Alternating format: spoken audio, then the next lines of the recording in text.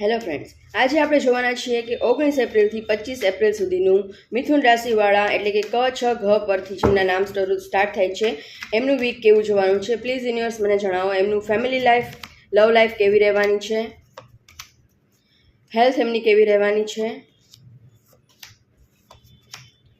Financial life એમની કેવી રહેવાની છે. બોટમની એનર્જી આવી ગઈ છે પેજ ઓફ કપ.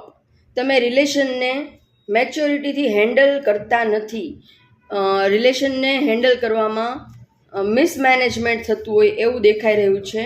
આને સંભાળો તો આ ગુસ્સે થઈ જાય છે, આને સંભાળો તો આ ગુસ્સે થઈ જાય છે, એ ટાઈપની એનર્જી આવી છે.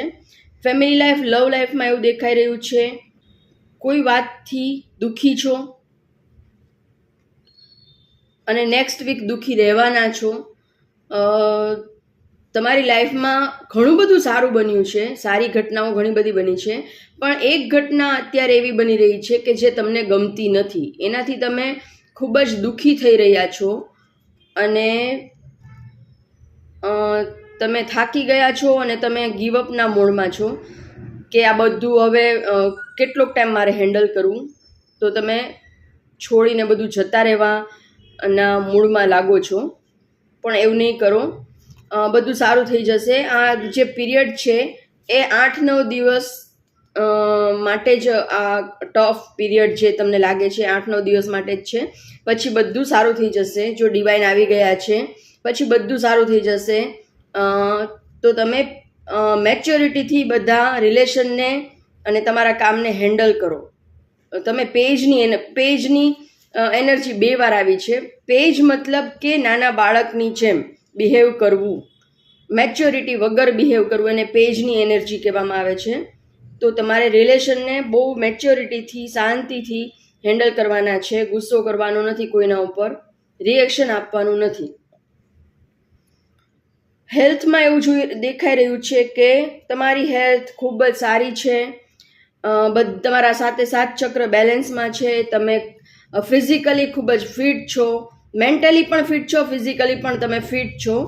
પણ તમે છતાં પણ બધું સારું હોવા છતાં તમે ઓવર થિંકિંગ ખૂબ જ કરી રહ્યા છો અને હાથે ને હાથે આબેલ મુજબ માર જેવું કરી રહ્યા છો. હેલ્થ બગાડી રહ્યા છો. તો ઓવર થિંકિંગ નહીં કરો. જે બનવાનું જ નથી એને મનમાં બનાવીને દુઃખી થઈ રહ્યા છો. એને પહેલાં રિયલ લાઈફમાં બનવા દો, પછી દુઃખી થજો. મનમાં ને મનમાં વિચારીને દુઃખી નહીં થાવ. બધું સારું જ થવાનું છે. જે થશે સારું જ થશે. અને કદાચ ખરાબ થશે તો ભગવાન એ સહન કરવાની શક્તિ પણ તમને આપી દેશે. તો હેલ્થમાં તમારી હેલ્થ સારી જ છે. ખોટી ચિંતા નહીં કરો, બહુ ઓવર થિંકિંગ કરો છો. ફાઇનાન્શિયલ લાઈફમાં એવું દેખાઈ રહ્યું છે કે તમે ક્યાંક ઇન્વેસ્ટમેન્ટ કરેલું અને એ તમારું ઇન્વેસ્ટમેન્ટ રિટર્ન નથી આપી રહ્યું, સારું રિટર્ન નથી આપી રહ્યું. તો તમે ખૂબ જ બંધાયેલું ફીલ કરી રહ્યા છો કે આ મારા રૂપિયા ક્યારે છૂટશે, ક્યારે રિટર્ન થશે ને ક્યારે હું ફરીથી એને રીઇન્વેસ્ટ કરીશ. ખૂબ જ ચિંતા કરી રહ્યા છો. બર્ડન ફાઇનાન્સને લઈને, પ્રોપર્ટીને લઈને તમારા મનમાં વિચારોનું તુફાન છે. ખૂબ જ ચિંતા કરી રહ્યા છો. તો તમને ડિવાઇન એવું કહેવા માંગે છે કે ચિંતાની કોઈ જરૂર નથી. હું તમને ડિવાઇન પ્રોટેક્શન આપી રહ્યા છે.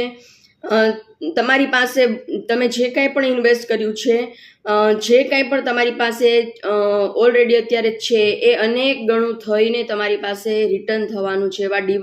એવું ડિવાઇન તમને કહેવા માંગે છે. તો તમારે જરા પણ ચિંતા કરવાની જરૂર નથી.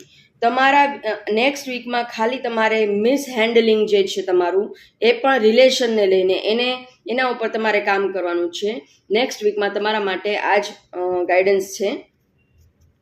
પ્લીઝ યુનિવર્સ મને હજી એક વધારે ગાઈડન્સ આપો, એક થોટ આપો કે જેમને લઈને એ મારા વ્યુઅર્સ આગળ વધે નેક્સ્ટ વીકમાં. ક્લિનિંગ ટુ ધ પાસ્ટને ભૂલી જાઓ. પાસ્ટમાં આવું હતું, અમે આવા જલસા કરતા, અમે આવી રીતે ખુશી મનાવતા. પાસ્ટને યાદ કરીને ખૂબ જ દુઃખી થઈ રહ્યા છો. તો આ એનર્જીમાંથી બહાર આવો. આ કાર્ડ તમારે 2 વાર આવ્યું છે. તો પાસ્ટની એનર્જીમાંથી બહાર આવો, રિયાલિટીમાં જીવો. ફ્યુચરના ટેન્શન નહીં લ્યો, પાસ્ટને યાદ કરીને દુઃખી નહીં થાવ.